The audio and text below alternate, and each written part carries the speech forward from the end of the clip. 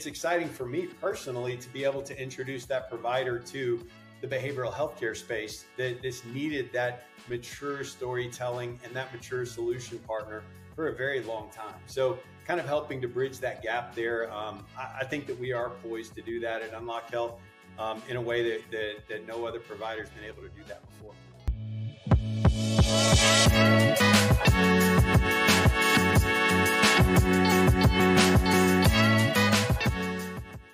Welcome to The Boost, conversations with people promoting mental health. And I'm really glad to be here with Glenn Hadley, the Senior Director, Growth Solutions at Unlock Health. Glenn, how are you doing today? Man, I'm great. Really glad to be here and be a part of this and excited to talk about what we got going on. Yeah, man. I am too. It's great to see you. We were talking in the green room ahead of time. You got a little tan going on from Hawaii. It looks good on you. And man, a week in Hawaii sounds good.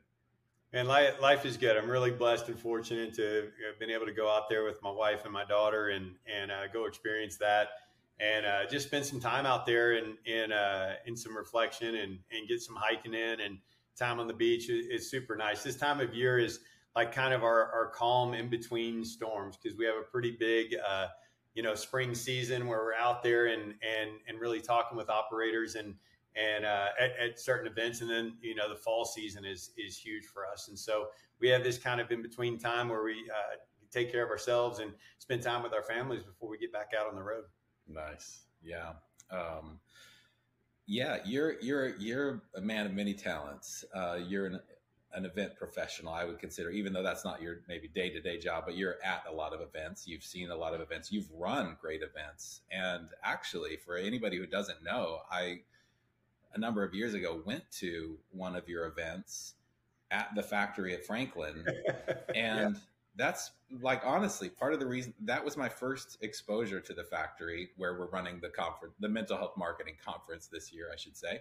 And I was so impressed with your event, how you orchestrated it, but also the venue itself. And the venue has come a long way since then. I don't know if you know, they got bought by like a property group that poured $50 million into it. So there's tons of restaurants and things like that now, which is really cool. But the Liberty Hall where you did your thing, I took a lot of notes, man. I was like, oh yeah, and Mockingbird Theater we did last year. This year our secondary venue is this new spot called Harbor and Union. But anyway, I just wanted to thank you off the top. You never quite know who you're impacting with the work you're doing, and this conference is partly impacted by that experience. And thank you for that. And it's such a unique venue. When I saw that it was going to be there and that the work that you were doing there, it made me think of that event that we had there and that time that we shared. And I'm excited for attendees this year of getting the opportunity to go and see that because we did get a lot of rave reviews from it. It is such a unique and fun venue. It doesn't feel like your traditional conference hall that you're buried away in some basement of a hotel. It's like, it's actually just an experience in and of itself to be there in this place. It promotes conversation. It promotes interaction, which I really like, and really shows off the content too. It's a very unique venue in that. And I'm excited to go back, man. Really pumped for the event this year. Sweet. Have you been to the factory in a while, or is it? I haven't. Okay. I have not. I'm curious to see the changes that were made, and the differences now. I think that when we were there, we were dealing with like the working with the small group, the small ownership group there, and so some of the challenges around that. But the venue itself was just it was laid out beautifully for a unique event for sure. Yeah, that's well said. I think, I think you'll be really pleasantly surprised and impressed. And one thing we're intentional about is it's like once you're in the room, you're in the room. So if you're a sponsor, you are incredibly welcome as much as any attendee or any speaker. And I know you and I have been to enough conferences that it's not always that way. Yeah, sometimes you are way down the hall hoping somebody comes by your booth during the cocktail hour or what have you. It's like, there's no perfect event. I'm not saying we're running some perfect event.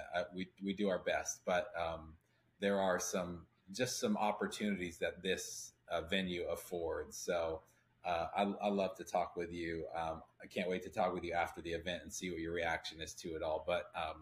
But anyway, with that covered,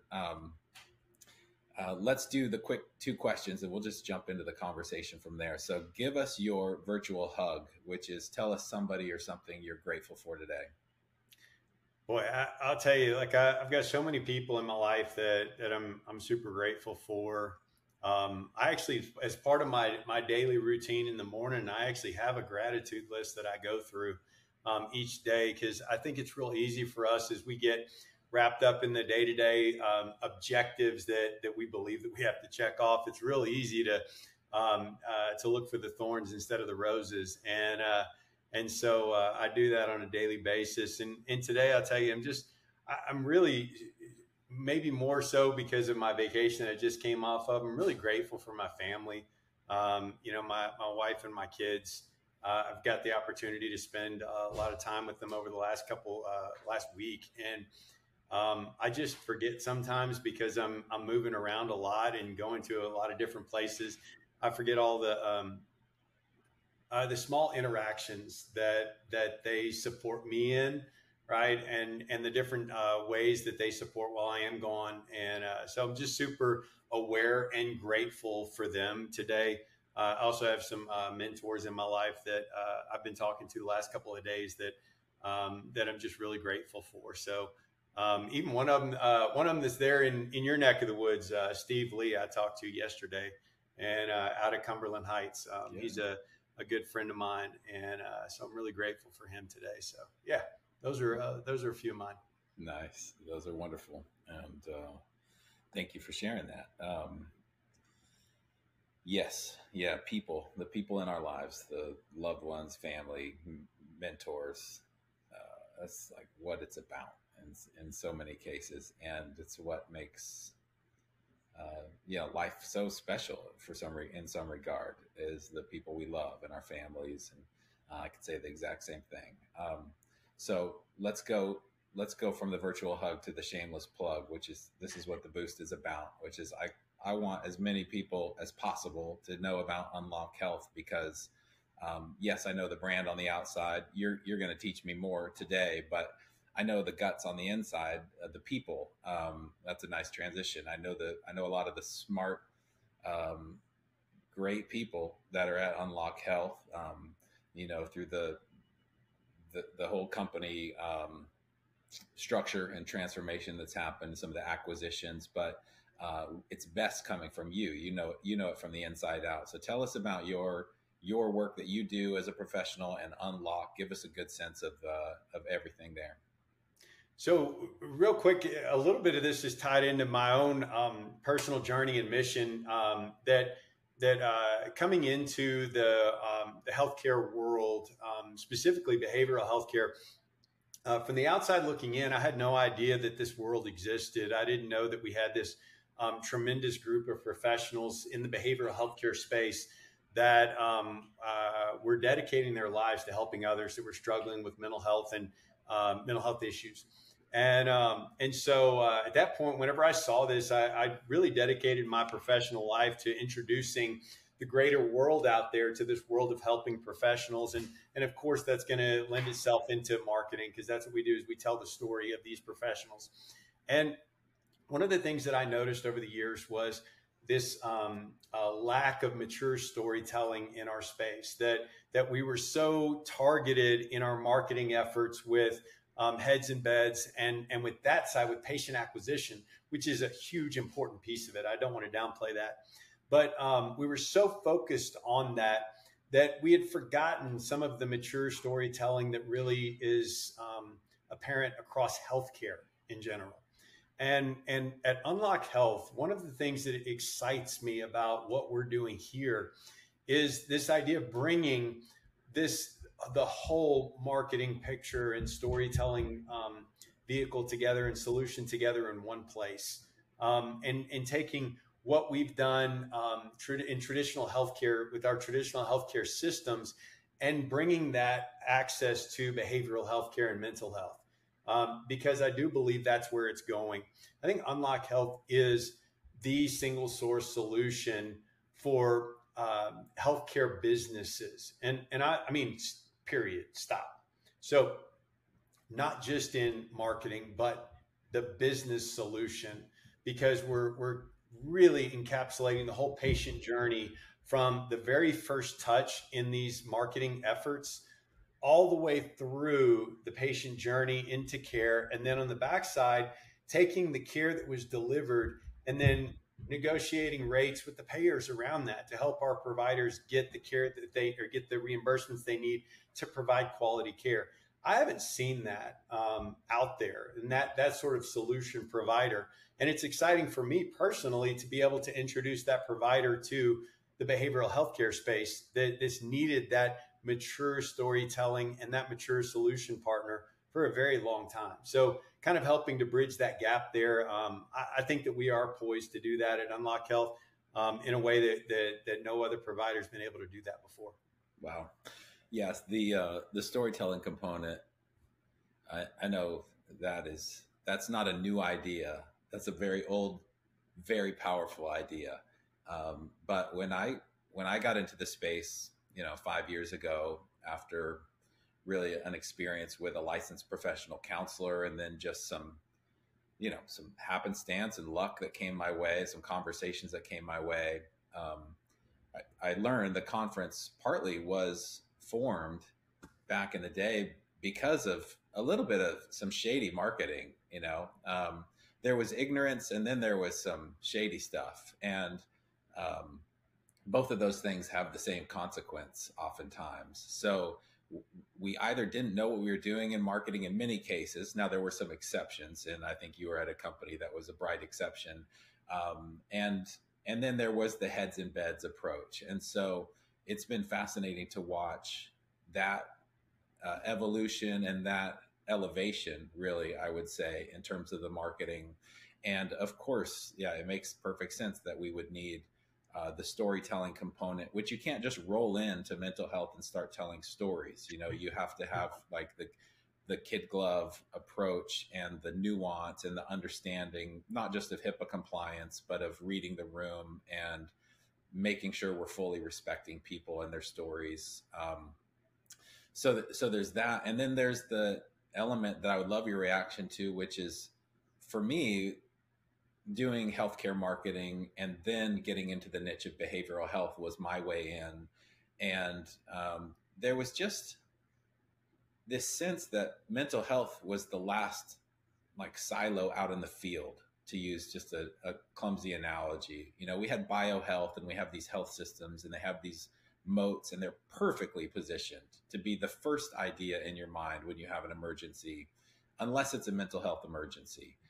And then it's been a challenge, although that's really feels like it's changing to the point where in some instances, health systems are almost treating mental health like a service line, or they're investing heavily, either building or buying, resources or companies to help them fill this gap, because it's just something we and they can't ignore, is my perspective. But I'd love your take on that. Yeah, I think that we've been thrust into a window of opportunity from the behavioral healthcare space perspective. That I do believe that, for as awful as the COVID-19 pandemic was, I believe that one of the unintended positive consequences that came out of that experience was, we all had a shared common trauma to walk through. But we also, it was okay to talk about mental health out in the open. It made it okay to voice that we were not okay. And so that suddenly gave us this window of opportunity there to really realize parity with physical healthcare in a way that we never have been before. Now, I do think that window of opportunity is not indefinite. And I think that it's up to us in the behavioral healthcare space to start acting as if on par with physical healthcare, in all ways. And that means our business functioning. That means having real quantifiable outcomes, having real clear definition around the services that we provide in the space. It also means that on the business front, it means that we need to present a real mature story to our markets on par with physical healthcare. And that's where I'm excited to be able to be a part of it. But I do believe that that window of opportunity is waning. There was so much funding and capital that came into the space really in 2020 as a result of this, a lot of capital, more than we've ever seen before. And it was activated to expand services to treat this coming need in mental health. And it's out there right now. And it's up to us as providers in the space and as solution partners in the space to really take advantage of that kind of windfall that we experience and provide quality care, provide a very consistent, definable product with a definable outcome, similar to physical healthcare. Because one of the challenges that we've always run into with behavioral is that, I used to play tennis for a living, and I had a knee issue during my career. And I had to go in and get surgery for it. And I had a very definable process of going into that surgery. And I also had a very clear definition of what it looked like after the surgery, that I knew that just because I was having the surgery didn't mean it was giving me the ability to go back on the tennis court, right? And that I had a long follow-up that I needed to do and a lot of PT afterwards to do in order to get back on the tennis court. But if I did all of those steps, then I could, hopefully get back out there to perform at a certain level. When I went through the same thing with a mental health issue, a behavioral healthcare issue, there was not that clearly defined process on the front end. I didn't exactly know what the process was going to look like on the back end, and no one could tell me if it was going to work. Right. And so I think that we need to, in the space, we need to do a better job of accurately telling that story on the front end. And that's where I think that it is a solution partner or a marketing challenge or torch to pick up, is like we, as the solution provider, get the opportunity to tell that story and to accurately reflect the good work that is being done in the space. Because here's the biggest secret that needs to get out there, is that there's tremendous work being done in mental health across the country. Tremendous work. Mm-hmm. Yeah, tremendous work. It did get pretty frothy in 2021, 2020. I was just reading the Rock Health H1 report on like the first 6 months of the year. And it's in terms of, digital clinical applications and investments, it certainly regressed to the mean, which is not a bad thing. I think that's a healthy trajectory. I think it was spiking up and to the right there for a while. So it's good to see that it's not falling off the cliff. It's kind of found its place in the world where, in a world that is still largely fee for service, even from a biohealthcare standpoint. And then we have managed care, which I know is another one of Unlock Health's sweet spots. And behavioral health being, consistently well under reimbursed.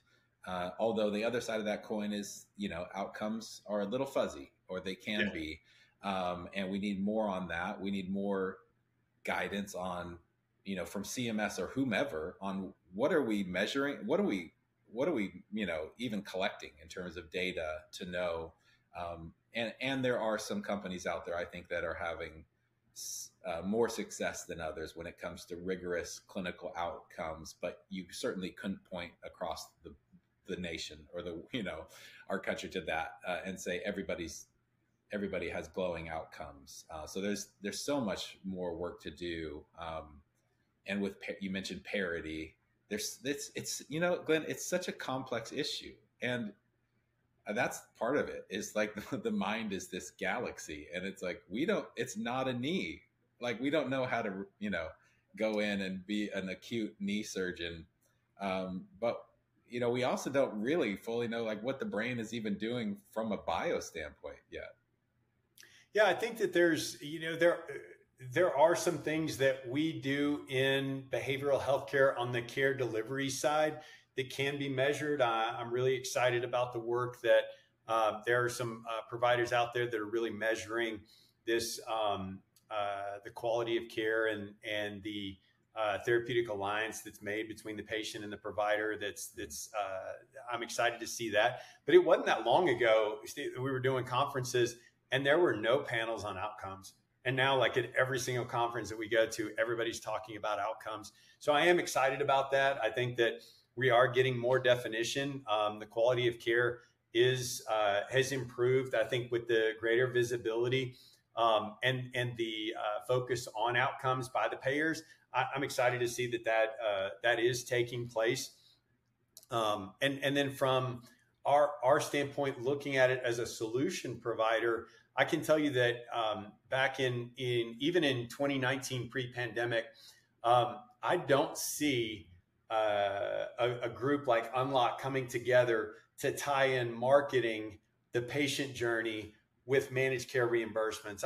You wouldn't see that. But now with the focus on healthcare and treating the whole patient and identifying this need for a single solution partner, like it really is here. It is on the forefront, but it's here, and people are recognizing the need that the initial outreach to a patient needs to have the end goal in mind here as a business, and vice versa. I've got a saying that I work with providers a lot, and with no margin, there's no mission. And you have to tie both of those things together. You have to have this, you can't just want to help people to the point of bankruptcy, and vice versa. You can't just have realize a 35 to 40% margin at the expense of quality care. You've got to have both. And I think that at Unlock Health, we're really tying those things together from the solution standpoint, looking at how do we first reach out to this initial patient with the lifetime value of the patient in mind at the back end. That's something that's needed to be realized in the space in healthcare in general, not just like a segment of healthcare, but in healthcare in general. And we get the opportunity to do that. That's one of the things that really excites me about where we're at today, as opposed to, pre-pandemic where we were back 2019, 2018. Mm-hmm. Yeah, you all run deep, and that's what it takes. There's a lot of people, I would say, who come into the healthcare industry from maybe another field, and they realize, I had to go through that. You realize the depth of it, and there's almost no bottom to it.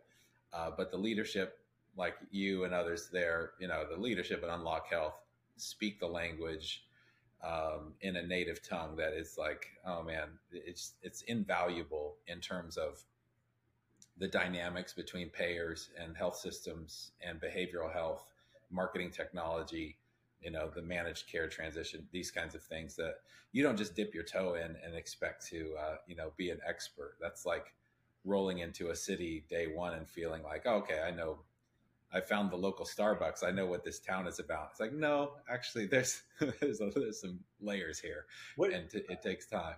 I think what's really exciting for us is that where we're seeing parity needed in the delivery of care, like on a smaller level, we're seeing parity and this meeting in the middle between what traditional healthcare and healthcare systems have done from a brand exploration and storytelling perspective, and what behavioral healthcare has done from patient acquisition and digital and lead generation, and seeing those two worlds mix. So now we're bringing those two together from a place of experience, like bringing what has been done so well in behavioral healthcare, reaching direct consumer where the consumer is searching for these services, and what we've done in traditional healthcare, which is telling this pretty broad story of a healthcare provider looking to be a solution for people in need, and bringing those two together in a parity in and of itself. That's what's exciting for us and what we're getting to do now. And then you roll in the ability to negotiate reimbursements based on what's best for each of these providers. Man, it is.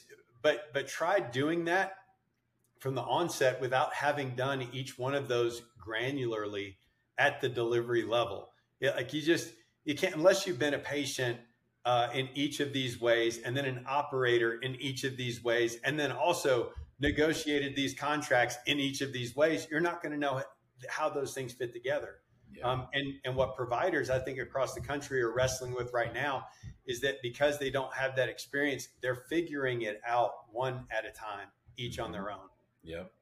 Yeah. And that's why I think there's partly this tidal wave, that ebbs and flows back in toward the health system that is best resourced, best positioned. And I would love to ask you a two-part question, and I would love to hear your thoughts on it, because you've been with this conference and a supporter of the conference, a speaker of the conference for a long time, and we appreciate it so much. You were there when it was like 100 plus, and then 200 plus, and then 300 plus, and now this year we expect 400 to 500 people. But last year, one thing that bothered me was that it was close to 4% of our audience was a health system marketer from a hospital health system. I think that's egregiously low. And I love our audience. I love the mix of executives, marketers, clinicians. I love that. But I have a personal goal of doubling that this year and then doubling it again. And if we can get there any faster, so that it moves from like 1 out of every 20 people to 1 out of every 4 or 5 people has health system expertise. What would tell us about first what you're talking about at the conference on the main stage, and then give your pitch to a health system marketer as to why they should consider coming.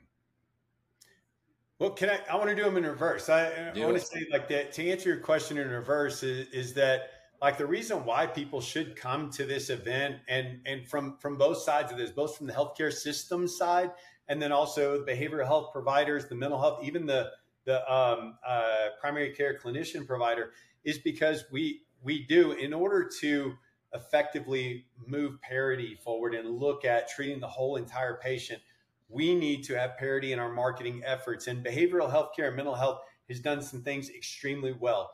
Healthcare systems have done some things extremely well, both in parallel and siloed.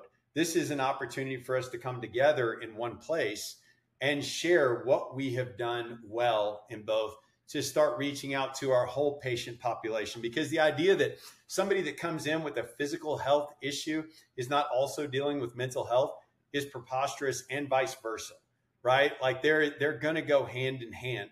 And so for us to keep them segmented in our marketing efforts and only do one or the other, I think is one-sided or short-sighted. I think that the mental health marketing conference really can bring both sides together to talk about what we do well. I know that from our perspective, when I'm out at a healthcare conference talking to healthcare system marketers, I'm bringing insight from behavioral healthcare and from addiction treatment that we've done in marketing in those sectors for a while. And it is the tip of the spear in performance digital patient acquisition marketing. And they're excited to hear that.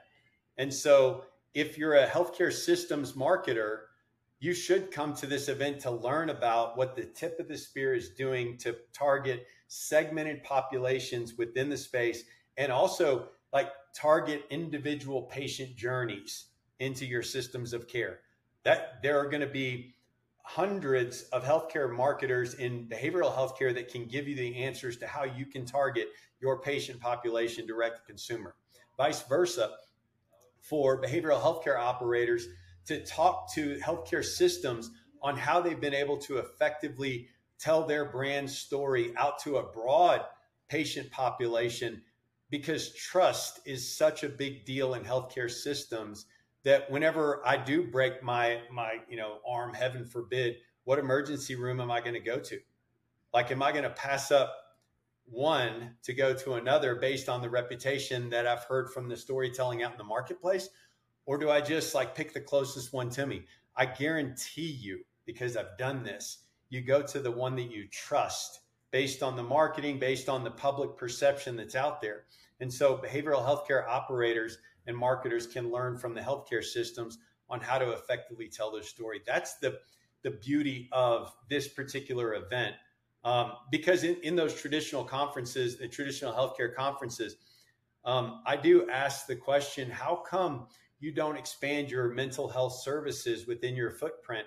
And you know, what's crazy is one of the most common answers I get is that we don't understand it.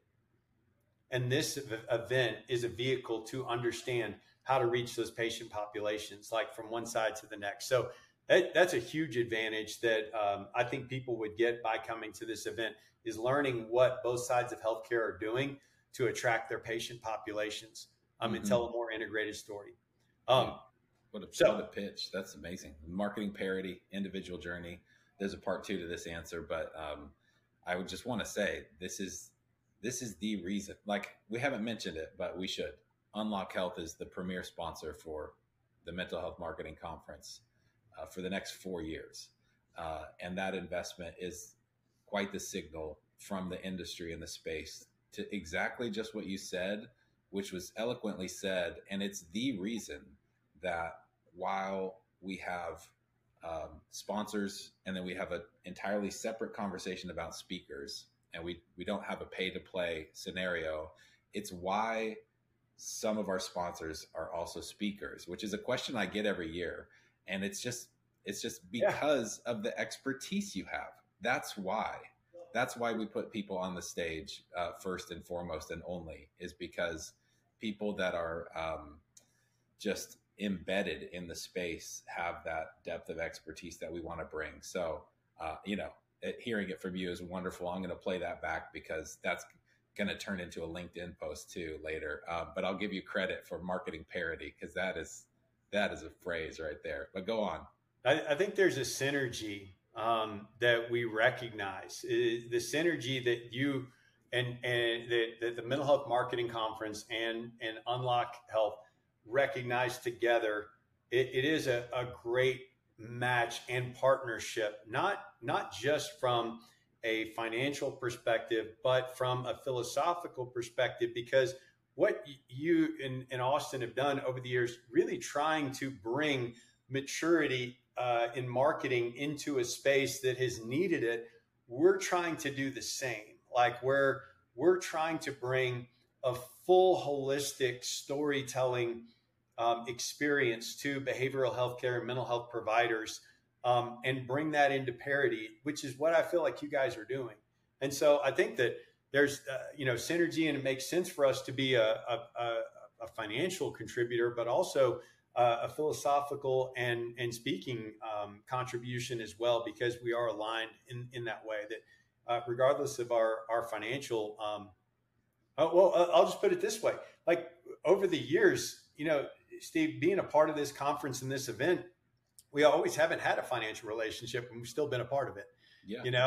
I think back to even that the pandemic year, whenever we helped with the production of the virtual event, and it's because it did align philosophically with where we were at, trying to bring that sort of synergy between marketing, professional, ethical marketing, and the behavioral healthcare space. I think that continues today. I will transition a little bit into our speaking spots, because they are aligned in this. Like, having the venue and the opportunity to tell that story around the challenges that I believe behavioral health marketers do face, and that's kind of what we're talking about on that first day, is like the challenges that they do face, especially now with all of the new technologies that are coming into the space, the competition that's come into the space, the influx of capital that's come into the space. All of those have presented challenges that I think we get the opportunity to see, working with hundreds of behavioral healthcare providers, that we can bring what we're seeing across the country to bear, and then also sharing some of the solutions that each of our partners has employed to overcome those challenges. So we're doing that on the first day. We're going to talk about that. I'm going to share some of my experience from being in traditional healthcare marketing and share some of their wins. But also, I want to prop up the marketers in mental health and behavioral healthcare. I want to prop them up, that we really do exemplify them as the tip of the spear in performance digital marketing. The ways that behavioral healthcare is tied marketing to the reimbursement rates is revolutionary. And we've been doing that in this space for a number of years and honed that down to a science. Whereas I think traditional healthcare is maybe playing catch up to us in that. So I want to kind of share those and share those wins and celebrate those wins, but also share some of the challenges and the solutions that people are using to overcome those challenges. And then we're a part of a panel on the second day on we're talking about this idea of marketing a patient journey, and really understanding the journey that our patients go through. Um, the segmentation that we do across healthcare, not just behavioral but healthcare, is first rate, and being able to share what that looks like and some of the do's and don'ts across that. I'm excited to be able to share that too. And so that's going to be our second panel. And so those things, like, they line up with us from a business and philosophical perspective, but it really does showcase the synergy that I see between our event and our companies. Mm-hmm. Yeah. There was a great article, with some research-based article from Behavioral Health Business that I read not too long ago, that cited that access for behavioral health companies is no longer the top concern. It's payment, actually, and access is still high. I have I have a thesis about that.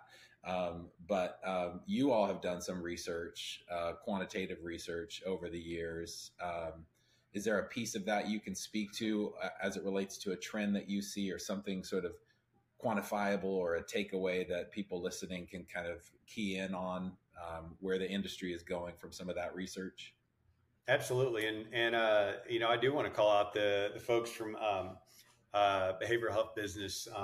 We've done a survey with them where we went out together and we surveyed 60 operators across the space around marketing efforts and what that looks like. And because I think sometimes, like, we have such an extensive client base in the space, but we also want to see what other people are doing. So the research is true research rather than just a small subset.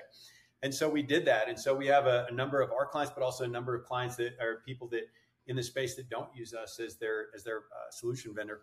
And so some of the things that were really interesting and exciting were around still, people do look in behavioral healthcare specifically at patient acquisition as the number one goal.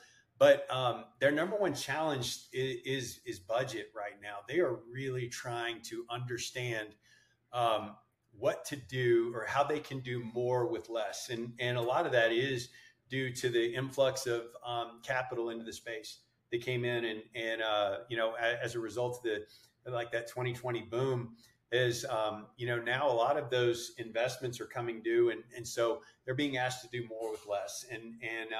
And so what I think is exciting about that is that it's driving each operator to look at the whole marketing funnel and what they can do to maximize that. And so they're starting to spread those services out rather than beforehand, where it was predominantly put into search, SEO and PPC specifically, because that's where behavioral health patients were going. Also, another finding from that was with AI being introduced into search, it's really changed search habits. And so the majority of behavioral health operators still focusing so heavily on search, it leaves an opportunity in these other marketing channels where coincidentally the market is going, right? Like there's this move towards trust but verify within patients in their patient journey now, whereas they used to just go to search to go find operators. Now, yes, they're starting with search, but they're also verifying that through these other marketing channels. And so you can't just have an operator now that just advertises through SEO and PPC. Now they're having to break out into social. They're having to do programmatic. They're having to break out of digital and go into traditional, which is that's what we're seeing in that survey. We saw that's the biggest area of opportunity for for the market out there. That's great. Yeah. BHB, Behavioral Health Business. There's such a great asset and resource and organization, and the research you all are doing is is super strong and objective, looking out in within and without your space and your clients, and getting good perspective on it. So can't wait to read the next one. I don't know if you know when the next one comes out. Hopefully there's a next one coming out soon. The response was so good. Like we're absolutely going to do that. I've been talking about it at certain conferences around the country and sharing those results. And it's the results are powerful. One other trend that we saw in there that I do want to make sure that I hit on is that we've seen employer brand strategy be a key factor in the space, that adequately staffing and bringing in recruiting qualified staff has been such an issue in the space. And so we're seeing more focus on that people are using marketing tools to reach out to prospective employees and team members. That was something that maybe we didn't necessarily see pre-pandemic, and now we are. So that's been a different and a change, like creating an actual marketing journey for the prospective employee now, as opposed to just the prospective the prospective patient. So yeah, that's definitely a change. Yeah, that's a great allocation of some marketing budget, is toward recruiting if you're having access challenges. I know it's like dividing up the pie, but it's like you gotta focus on your organization and what needs to happen to attract talent. And to an earlier point you made, there's it's like, do you call them consumers, customers, patients, what have you? It's hard to argue with the fact that technology companies, software companies, are hyper consumer focused. And so a lot of that money that came into the market went to how do we solve for access at scale and with tech. And we don't have to get into all of that. There's nuance there. There's different sides to that argument. But one thing they raced out in front of a lot of other behavioral health companies was this consumer first approach, and just that kind of storytelling and marketing that hits so well today, especially when everybody is zigging toward SEO and PPC, and you're zagging toward brand and storytelling and social proof. That can really be a blue ocean if you know how to do it. Yeah, that's what we saw from the survey. I mean, the channels that weren't being leveraged the most, like some can look at it as those are not ROI driven. I look at it as those are the biggest blue oceans or opportunities out there. And we in the behavioral healthcare space need to be looking at that, because with the influx of AI into our search features now, it is the new reality. It's going to be more and more important for operators out there to tell a full story.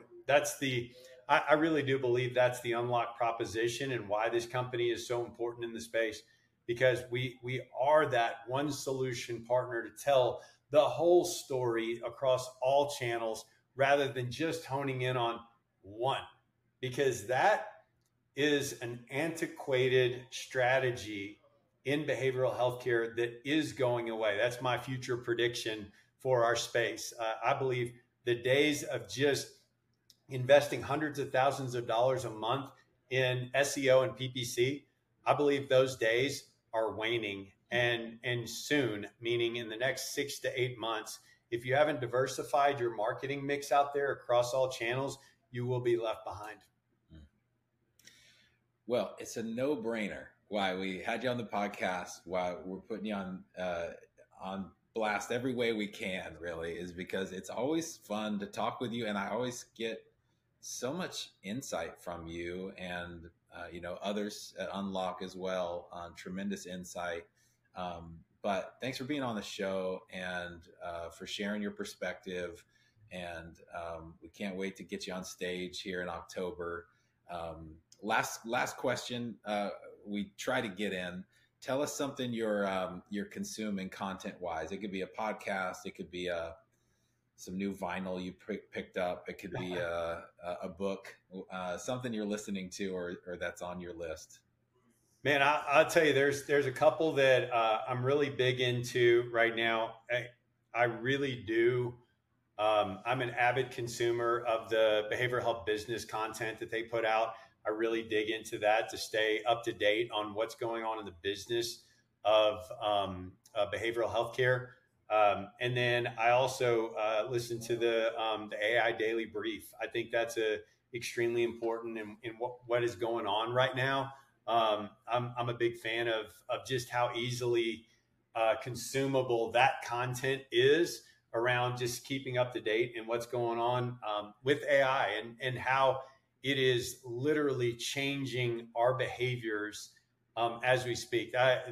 Just the fundamental change behind it is tremendous. So I'm a big fan of those, and I try to go down as many rabbit holes from those two that I can, and that'll keep you busy and keep you up at night too.